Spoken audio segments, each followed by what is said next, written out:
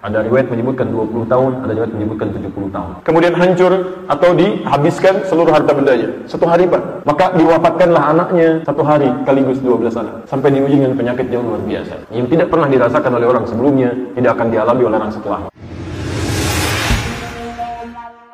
Kita beri contoh dengan kisahnya Nabi Ayyub alaihissalam. Beliau orang kaya, tampan, punya istri cantik, hidupnya sejahtera, kemudian punya anak 12. Masya Allah. Ya, hewan ternaknya banyak, pertaniannya juga subur, dan hidupnya luar biasa indah. Nabi dan Rasul taat kepada Allah. Ya, taat kepada Allah. Jadi kalau Anda orang kaya, jangan dulu bangga ya, karena Nabi Ayyub lebih kaya dibandingkan dengan Anda. Tayyib. Kalau Anda juga kaya banyak luar biasa, jangan dulu bangga karena beliau Nabi, Anda bukan. Tayyib. Tapi yang paling menarik, diuji oleh Allah Subhanahu wa taala. Ujian pertama, apa yang terjadi? Kemudian hancur atau dihabiskan seluruh harta bendanya. Satu hari Pak. Satu hari. Ya. Apa yang terjadi? Satu hari dihabiskan, ternaknya mati semua, kemudian lahan terbakar. Habis keseluruhannya. Ya. Apa mengeluh? Tidak. Malah meningkat 2 kali lipat ibadahnya. Masya Allah, meningkat itu. Meningkat 2 kali lipat. Allahu Akbar. Diuji dengan yang kedua oleh Allah Subhanahu wa taala untuk memberikan pesan kepada kita. Maka diwafatkanlah anaknya satu hari sekaligus 12 anak. Wafat. Masya Allah. Apa mengeluh? Ya Allah, tidak. Malah meningkat lagi 2 kali lipat dari sebelumnya. Ada Nabi, ada Rasul, dekat dengan Allah, takwa, masuk surga tanpa hisab, disebut bagian dari ulul azmi, punya kesabaran luar biasa. Masya Allah, dihilangkan semua hartanya dalam satu hari, meningkat amalnya tidak mengeluh.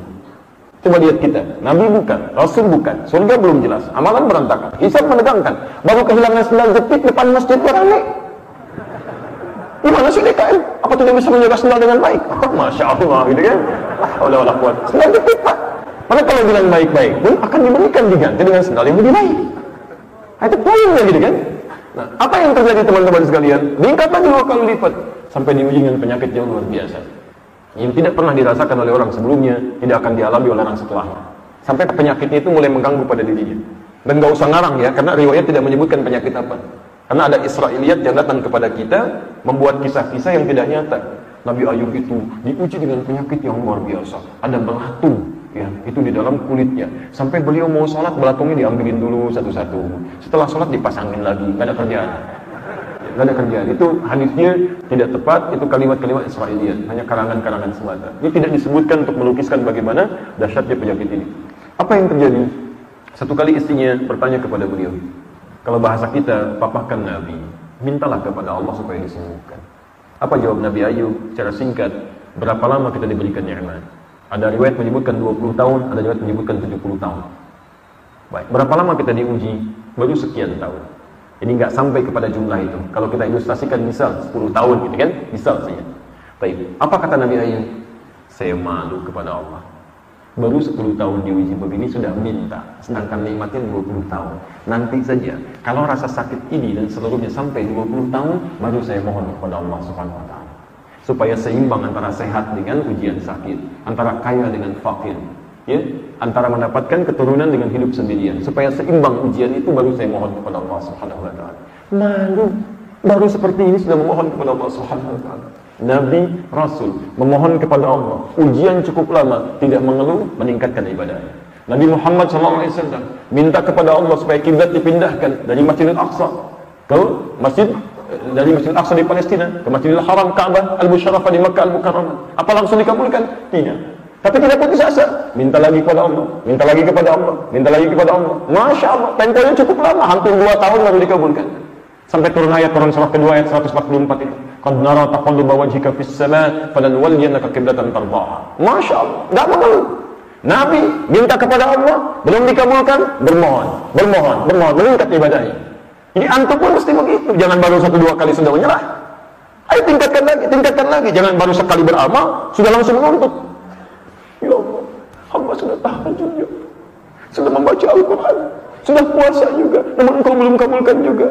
Dengan cara apa lagi yang mesti bermohon? Masya Allah. Padahal tahajud itu baru semalam, itu pun 2 rakaat ya. Weekendnya nggak dikerjakan. Puasa cuma setengah hari. Baca Al-Quran cuma alif lam mim selesai gitu kan. Barangkali diteruskan supaya banyak amalannya. Maka dari itu, ketika penyakit ini, nah ini poinnya, sudah mulai mengganggu beliau untuk ibadah. Ayat 83 ya. Wa ayyuba, pakai fathah a, bukan pakai dhammah. Biasanya awal kalimat menggunakan dhammah, wa ayyubu, tapi ini menggunakan fathah. Selain menuju kepada ataf ayat sebelumnya, fathah dalam bahasa Arab itu terbuka. Kalau diartikan di ilmu ma'ani, setiap kalimat yang dibuka dengan fathah terbuka, itu artinya ingin membuka kesan dari kalimat itu supaya dipelajari oleh generasi setelahnya. Jelas ya? Jadi kalau kita artikan wa ayyuba, dan kami buka kisah Ayyub ini supaya dipelajari oleh orang-orang di masa depan. Idnada rabbahu rabbi inni massani yadhurru wa anta arhamur rahimin. Perhatikan bagaimana cara mempraktekkan dua ini digabungkan jadi satu. Masya Allah. Ya Allah, rabbi inni massani yadhurru. Ya Allah, penyakit ini sudah mulai mengganggu saya untuk beribadah kepadamu. Jadi ketika memohon kepada Allah, ingin disembuhkan, kalimat sembuhnya dirangkai dengan ibadah, bukan ingin minta sembuh biasa. Jadi ketika ada penyakit itu mengganggu beliau, belum mengganggu ibadahnya, beliau nggak minta sembuh. Karena ibadah masih bisa dilakukan. Tapi ketika ibadahnya mulai terganggu, ya, berdirinya sulit, duduk sudah susah, maka beliau memohon kepada Allah kesembuhan dengan menyertakan ibadahnya. Ya Allah, sebelumnya saya tidak bermohon kan supaya disembuhkan karena masih bisa ibadah. Ketika sulit, ya Allah, penyakit ini sudah mulai mengganggu hamba untuk beribadah kepadamu. Hamba tidak ingin terganggu khusyuk dalam ibadah karena adanya penyakit ini. Tayyib, wa anta arhamur rahimin. Sedangkan engkau yang paling sayang kepada hamba, ya Rabb. Kalau yang paling sayang saja tidak menyembuhkan hamba, kepada siapa lagi hamba mesti meminta? Memadukan dengan kalimat pertama. Masya Allah. Maka apa yang terjadi? Fastajabna. Kami jawab seketika itu doanya. Dijawab seketika. Bahkan yang paling menarik, kami sembuhkan penyakitnya, kami kembalikan keluarganya. Wa mithlahum ma'ahum, dan 2 kali lipat. Jadi begitu Ayub sembuh, ya orang-orang sekitarnya mengetahui dan paham bahwa Ayub itu orang baik, suka berbagi, jadi datang bawa makanan, bawa harta, bawa macam-macam. Jadi begitu beliau sembuh, orang-orang bawa harta, kayaknya 2 kali lipat dari sebelumnya. Kemudian berkumpul lagi dengan istrinya, kemudian istrinya mengandung, melahirkan. Setiap mengandung lahir kembar sampai 24 anak. Hartanya kumpul lagi 2 kali lipat, anaknya 2 kali lipat, dan lebih sejahtera daripada sebelumnya. Masya Allah. Teman-teman sekalian, poinnya adalah bukan karena peningkatannya, tapi poinnya bagaimana Allah cepat mengabulkan doanya ketika menyertakan nilai ibadah di dalamnya. Jadi coba cek, jangan-jangan selama ini antum mohon cuma urusan dunia aja. Kalau cuma urusan dunia, jangankan antum, non muslim pun bisa minta. Kamu katakan, ya Allah, hamba belum punya rumah. Non muslim mengatakan, ya Tuhan, saya belum punya rumah.